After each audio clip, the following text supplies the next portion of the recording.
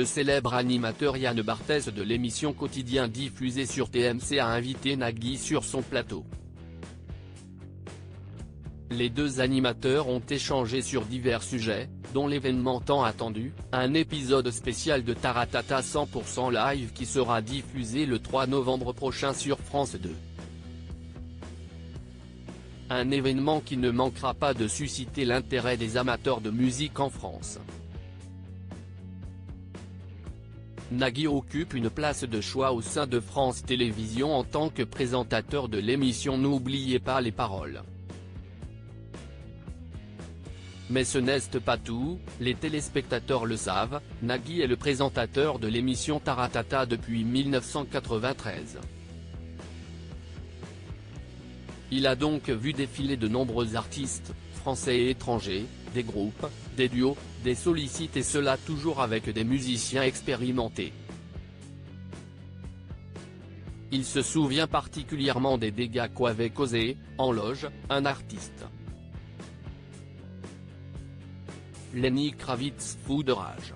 Lors de son passage dans Quotidien, Nagui a été questionné non seulement sur les coulisses du prochain épisode de Taratata 100% Live, mais aussi sur les querelles et les conflits qui ont éclaté en coulisses tout au long de l'histoire de l'émission. Dans un premier temps, il explique, la première embrouille, ce sont les artistes qui ne veulent pas chanter en live. Il branche des machines et puis là, on se rend compte que la voix est déjà toute prête. On l'entend en régie, on a toutes les pistes, donc là on dit, non, ça va pas être possible. Certains acceptent, et ceux qui n'acceptent pas s'énervent. L'animateur en a profité pour revenir sur anecdote de taille. Lors d'un tournage de Taratata en 1996, un chanteur renommé avait causé des dommages non seulement à sa loge, mais bien plus encore. Et cette personnalité n'était autre que Lenny Kravitz.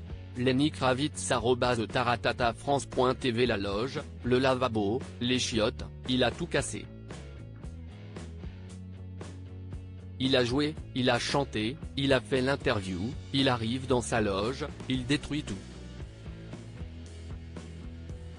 Il avait trouvé le son mauvais et c'était ses techniciens qui lui faisaient ses retours et il était fou de rage donc il avait tout détruit et surtout il dit, je ne veux pas que ça passe. J'ai les pétoches. Un rendez-vous tendu. Nagui poursuit son anecdote, le lendemain matin, je vais à son hôtel avec la bande de l'émission en tremblant un tout petit peu et en lui faisant écouter. Il s'installe et vous pouvez imaginer le poker face de Lenny Kravitz. Il s'installe dans le fauteuil, il est 9h, 9h30 du matin donc l'aube pour lui.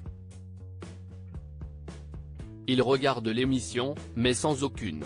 Pas de rictus, pas de réaction et vraiment je me dis, ça va mal se passer.